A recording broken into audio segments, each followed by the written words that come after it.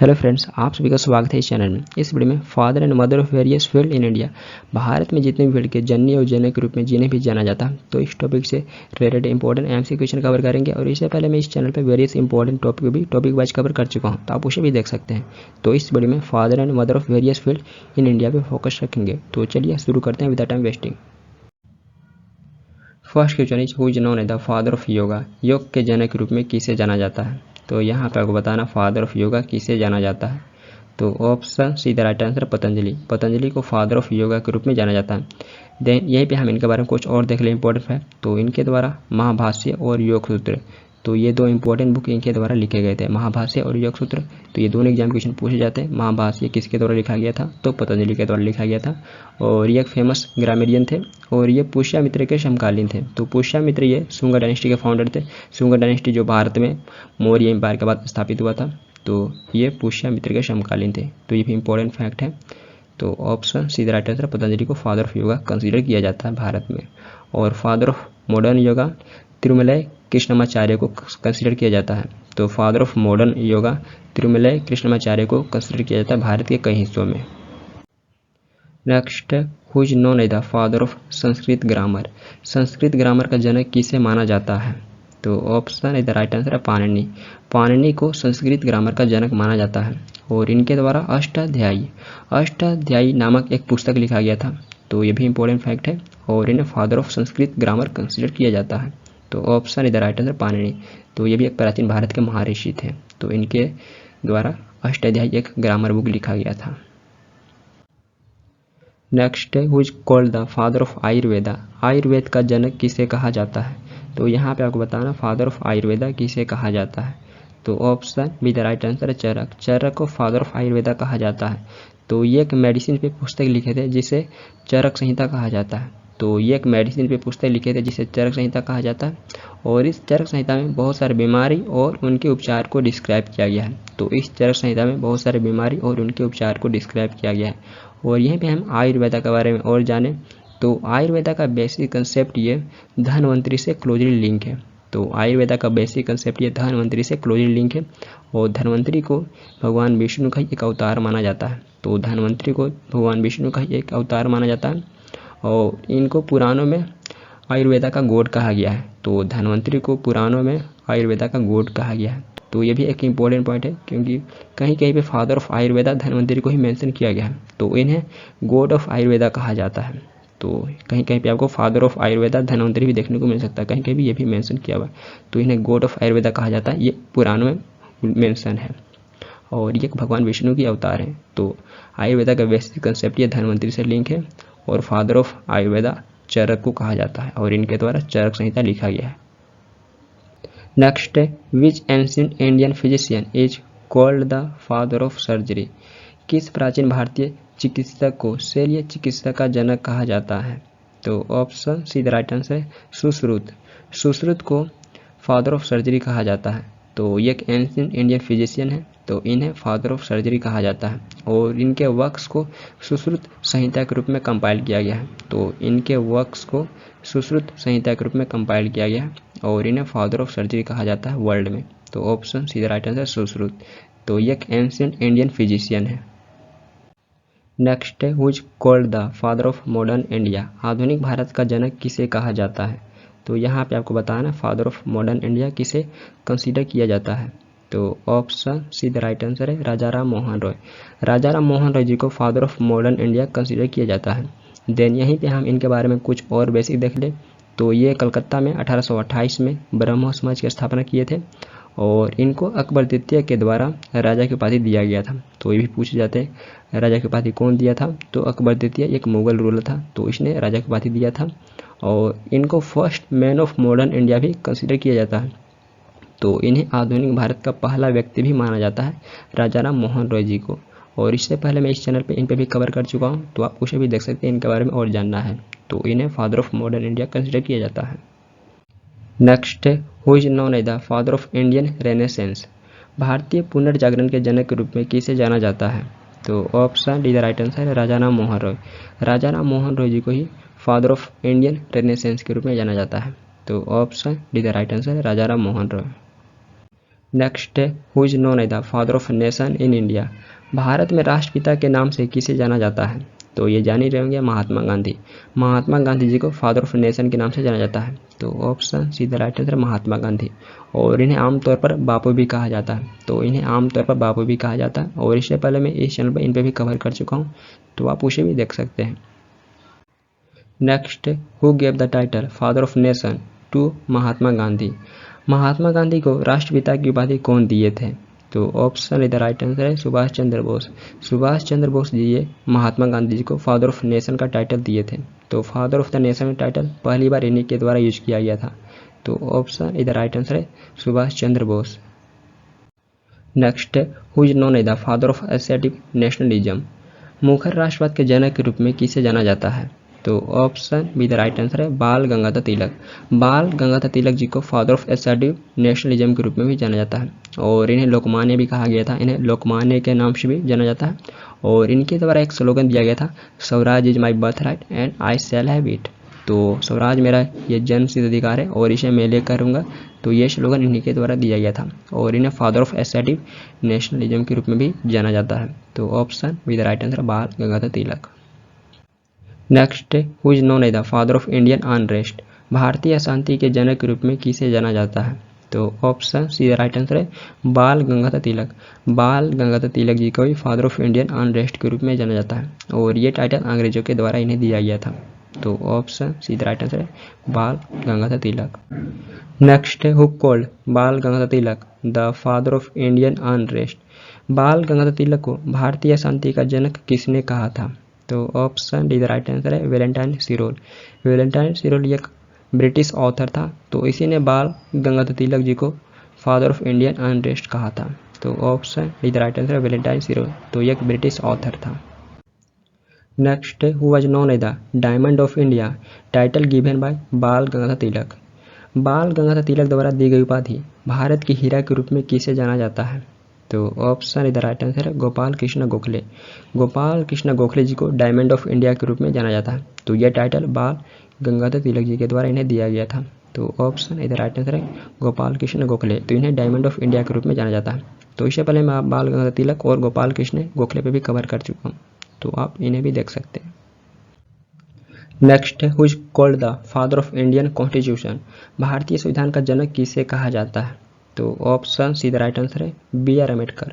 B R Ambedkar ji को father of Indian constitution कहा जाता है। तो option C the right answer B R Ambedkar, तो इन्हें फादर ऑफ इंडियन कॉन्स्टिट्यूशन कहा जाता है। नेक्स्ट है who is called the father of modern economics in India. Bharat में आधुनिक अर्थशास्त्र का जनक किसे कहा जाता है? तो ऑप्शन इधर राइट आंसर है M G Ranade. M G Ranade ji को फादर ऑफ मॉडर्न इकोनॉमिक्स कहा जाता है। तो ऑप्शन इधर राइट आंसर है एम जी रनाडे। नेक्स्ट है who among the following is considered as the father of local self government in India. किसे भारत में स्थानीय स्वशासन का जनक माना जाता है? तो यहाँ पर आपको बताना ऑप्शन से किसे father of local self government माना जाता है भारत में। तो option B the right answer है लॉर्ड रिपन। लॉर्ड रिपन को father of local self government माना जाता है। तो ये भारत का वायसराय था 1880 से 84। तो ये भारत का वायसराय था 1880 से 84 के बीच में और इसने भारत में लोकल सेल्फ गवर्नमेंट को इंट्रोड्यूस किया था 1882 में। तो ये डेट इंपॉर्टेंट है, ये 1888 में लोकल सेल्फ गवर्नमेंट को इंट्रोड्यूस किया था भारत में लॉर्ड रिपन। तो इसे father of local self government माना जाता है भारत में। तो ऑप्शन विद राइट आंसर है लॉर्ड रिपन। नेक्स्ट है who is known as the father of Indian railways. भारतीय रेलवे के जनक के रूप में किसे जाना जाता है? तो option C the right answer है लॉर्ड डलहौजी। लॉर्ड डलहौजी को फादर ऑफ इंडियन रेलवे के रूप में जाना जाता है। तो इसके शासनकाल के दौरान 16 अप्रैल 1853 में भारत की पहली ट्रेन बॉम्बे से थाने तक चलाया गया था। तो इसके शासनकाल के दौरान भारत की पहली ट्रेन 16 अप्रैल 1853 में बॉम्बे से थाने तक चलाया गया था। तो इसलिए इसे father of Indian railway consider किया जाता है। तो इसके शासनकाल में पहली ट्रेन भारत में चला था। तो option C the right answer है लॉर्ड डलहौजी, तो इसे फादर ऑफ इंडियन रेलवे माना जाता है। तो ये भारत का गवर्नर जनरल था। तो इसके शासनकाल में भारत में पहला ट्रेन चलाया गया था। नेक्स्ट है who is known as the father of modern Indian art. आधुनिक भारतीय कला के जनक के रूप में किसे जाना जाता है? तो option D the right answer है राजा रवि वर्मा। राजा रवि वर्मा जी को father of modern Indian art के रूप में जाना जाता है। तो option D the right answer है राजा रवि वर्मा। नेक्स्ट है who is known as the father of Indian cinema. भारतीय सिनेमा का जनक किसे कहा जाता है। तो option B the right answer है दादा साहेब फाल्के। दादा साहेब फाल्के जी को फादर ऑफ इंडियन सिनेमा कहा जाता है। तो इनके द्वारा भारत की पहली साइलेंट फिल्म राजा हरिश्चंद्र 1913 में यह डायरेक्ट एंड प्रोड्यूस किए थे। तो इसलिए इन्हें फादर ऑफ इंडियन सिनेमा कहा जाता है। तो इनके द्वारा भारत की पहली फिल्म राजा हरिश्चंद्र 1913 में यह डायरेक्ट एंड प्रोड्यूस किए थे। तो ये एक साइलेंट फिल्म थी, तो ये डायरेक्ट एंड प्रोड्यूस किए थे, तो इसलिए इन्हें फादर ऑफ इंडियन सिनेमा माना जाता है। तो option B the right answer है Dada Saheb Phalke. Next, who among the following is known as the missile man of India. निम्नलिखित में से किसे भारत की मिसाइल मैन के रूप में जाना जाता है। तो यहाँ पर आपको बताना ऑप्शन में से किन्हें मिसाइल मैन ऑफ इंडिया के नाम से जाना जाता है। तो option C the right answer APJ Abdul Kalam. APJ Abdul Kalam ji को मिसाइल मैन ऑफ इंडिया के नाम से जाना जाता है। तो ये भारत के 11वें प्रेसिडेंट थे। ये 2002 से 2007 तक भारत के 11वें प्रेसिडेंट थे और इन्हें father of India's missile program या मिसाइल मैन ऑफ इंडिया के नाम से जाना जाता है। तो option C the right answer APJ Abdul Kalam. तो इन्हें मिसाइल मैन ऑफ इंडिया के नाम से जाना जाता है। Next, who is known as the father of Indian space program. Father of Indian space program के रूप में किसे जाना जाता है। तो option D the right answer है विक्रम अम्बाला साराभाई।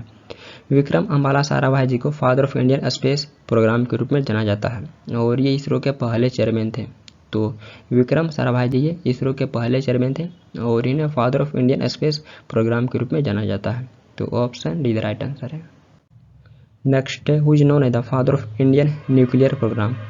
भारतीय परमाणु कार्यक्रम के जनक के रूप में किसे जाना जाता है। तो option C the right answer Homi Jehangir Bhabha. Homi Jehangir Bhabha ji को father of Indian nuclear program के रूप में जाना जाता है और इनके द्वारा Bhabha atomic research centre and Tata institute of fundamental research का स्थापना किया गया था और इन्हें father of Indian nuclear program के रूप में जाना जाता है। तो option C the right answer Homi Jehangir Bhabha. Next, who is known as the father of Indian super computer. भारतीय सुपर कंप्यूटर के जनक के रूप में किसे जाना जाता है। तो option D the right answer है विजय पांडुरंग भटकर। विजय पांडुरंग भटकर को father of Indian super computer के रूप में जाना जाता है। तो ये 1991 में भारत के पहले इंडिजीनियस सुपर कंप्यूटर परम 8000 को डेवलप किए थे। तो इसलिए इन्हें father of Indian super computer के रूप में जाना जाता है। तो बेसिकली ये टीम को लीड किए थे, तो इसलिए इन्हें father of Indian super computer के रूप में जाना जाता है। तो option D the right answer Vijay Pandurang Bhatkar. Next, who is known as the human computer. Human computer के रूप में किसे जाना जाता है। तो यहाँ पे आपको बताना ह्यूमन कंप्यूटर के रूप में किसे जाना जाता है। तो option C the right answer है शकुंतला देवी। शकुंतला देवी को ह्यूमन कंप्यूटर के रूप में जाना जाता है। तो ये एक Indian mental calculator and writer थी और इन्हें पॉपुलरली ह्यूमन कंप्यूटर के रूप में जाना जाता है और इनकी इस टैलेंट को देखते हुए 1982 में Guinness book of world record में भी शामिल किया गया। तो इनकी इस टैलेंट को देखते हुए 1982 में Guinness book of world record में भी शामिल किया गया। तो ये Indian mental calculator and writer थी, तो इन्हें ह्यूमन कंप्यूटर के रूप में जाना जाता है। तो option C the right answer है Shakuntala Devi. Next, who is known as the father of Indian prehistoric. भारतीय प्रागैतिहासिक काल का जनक किसे कहा जाता है। तो यहाँ पे आपको बताना है father of Indian pre historic किसे कहा जाता है। तो option D the right answer है रॉबर्ट ब्रूस फुटे। रॉबर्ट ब्रूस फुटे को father of Indian pre historic कहा जाता है। तो ये एक इंग्लिश जियोलॉजिस्ट था जो चेन्नई के पल्लावरम में 1863 में पहली बार पैलियोलिथिक टूल को डिस्कवर किया था। तो ये भारत में चेन्नई के पल्लावरम में 1863 में पहली बार पैलियोलिथिक टूल्स को डिस्कवर किया था। तो इसे father of Indian pre historic कहा जाता है। तो इससे पहले मैं प्री हिस्टोरिक को कवर कर चुका हूँ, तो आप उस लेक्चर को भी देख सकते हैं। तो इसे father of Indian pre historic कहा जाता है। Next, who is called the father of Indian archaeology. भारतीय पुरातत्व का जनक किसे कहा जाता है। तो option D the right answer है अलेक्जेंडर कनिंघम। अलेक्जेंडर कनिंघम को फादर ऑफ इंडियन आर्कियोलॉजी कहा जाता है। तो ये 1861 में आर्कियोलॉजिकल सर्वे ऑफ इंडिया का स्थापना किया था। तो इसे फादर ऑफ इंडियन आर्कियोलॉजी कहा जाता है। तो option D the right answer Alexander Cunningham. Next, who is known as the father of Indian civil aviation. भारतीय नागरिक उड्डयन का जनक किसे कहा जाता है। तो option B the right answer है जे.आर.डी. टाटा। जे.आर.डी. टाटा को father of Indian civil aviation कहा जाता है। तो ये 1929 में भारत के पहले लाइसेंस पायलट बने थे और इन्हें बाद में father of Indian civil aviation के नाम से जाने जाने लगा।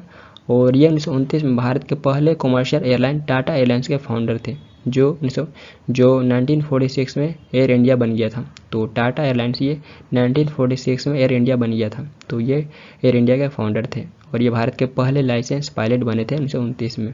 तो इन्हें father of Indian civil aviation कहा जाता है। तो option B the right answer है JRD. Tata. Next, which Indian IT expert is called the father of the Pentium processor? किस भारतीय IT एक्सपर्ट को फादर ऑफ पेंटियम प्रोसेसर कहा जाता है? तो ऑप्शन इधर राइट आंसर है विनोद धाम।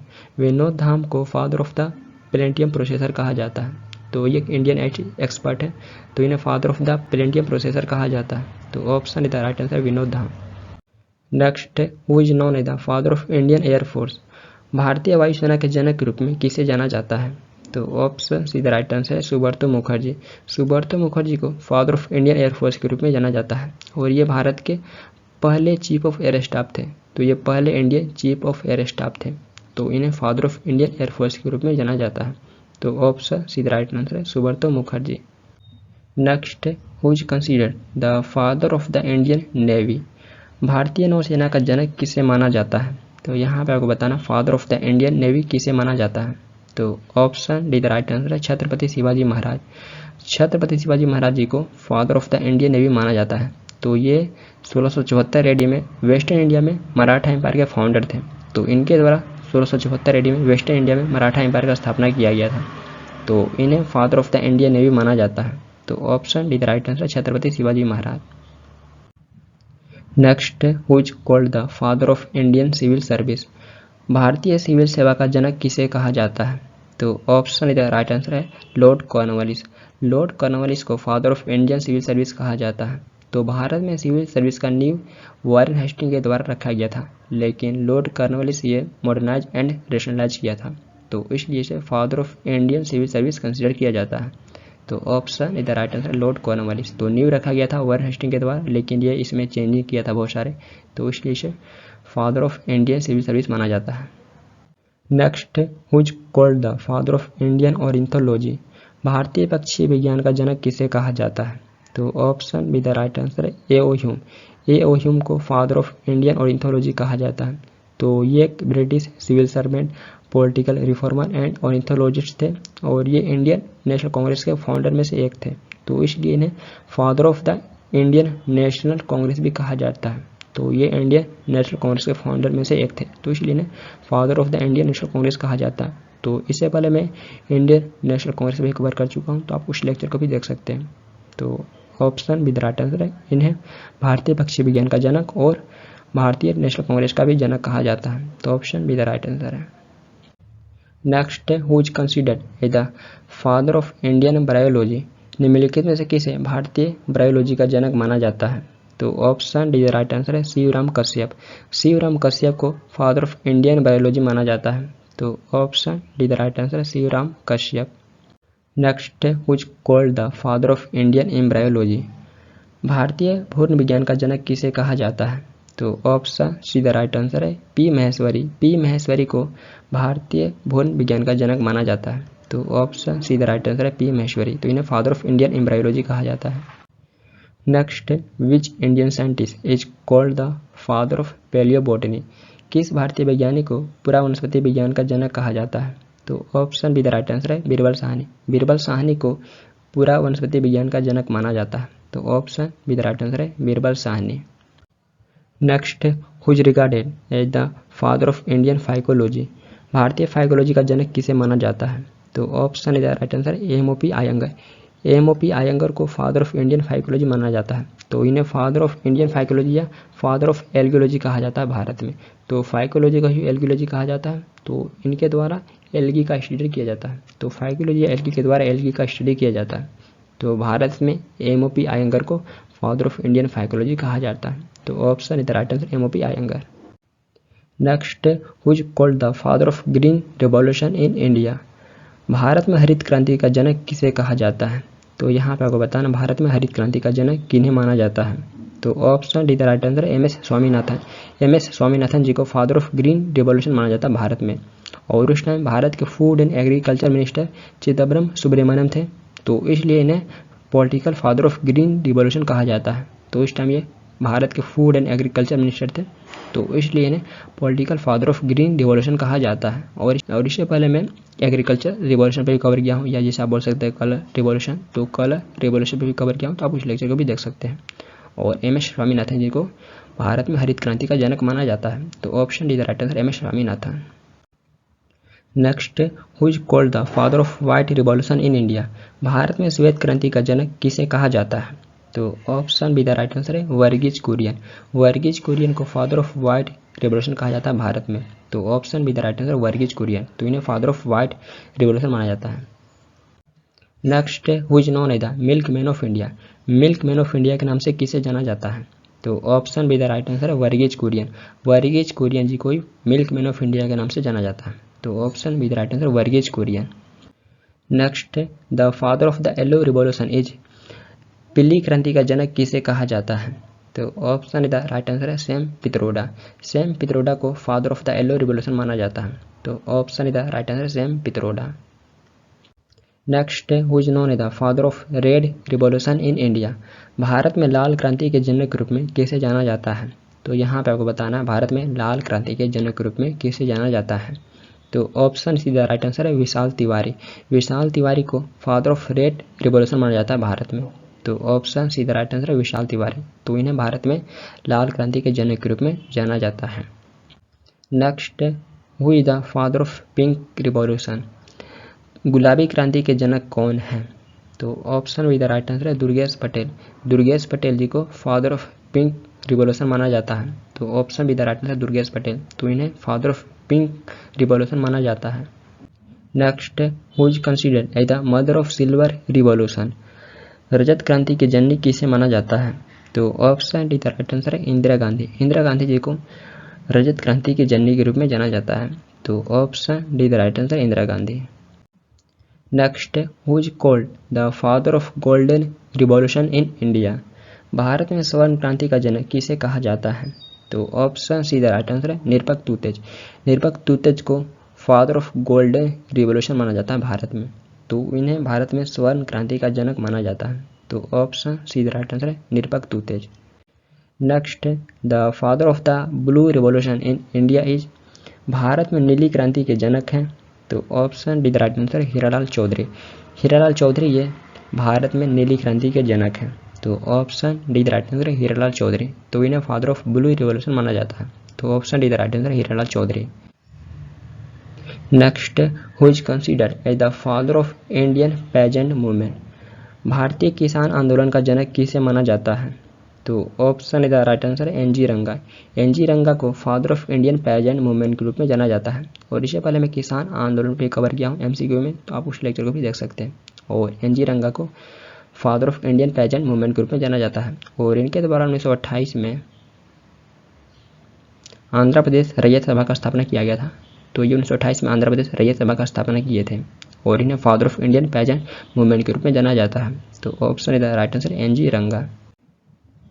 आई होप ये वीडियो आप सभी के लिए इंपॉर्टेंट होगा। एंड यदि किसी और टॉपिक पर आप वीडियो चाहते हैं तो आप कमेंट कर सकते हैं। एंड यदि आपका कोई क्वेरी हो तो भी पूछ सकते हैं, और ये वीडियो आपके लिए हेल्पफुल है तो अपना फीडबैक दे सकते हैं। फिर मिलते हैं नेक्स्ट वीडियो के साथ। Thank you for watching this video. Thank you.